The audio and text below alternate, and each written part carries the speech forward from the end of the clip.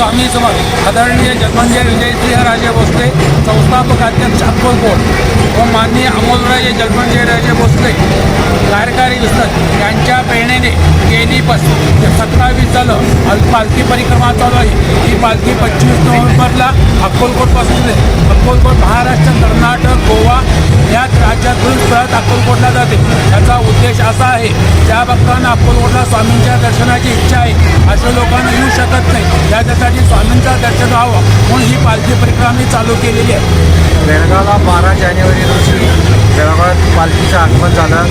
तिथून शहापूर, ओमनगर, अंगोळ, बिदरवाडी परत आज सकाळी कडोदकर गल्लीमध्ये आलेली आहे। आज इथं लास्ट दिवस आहे, इथून उद्या सकाळी कार्य चंदगड मार्गे सावंतवाडी मुक्कामला आहे।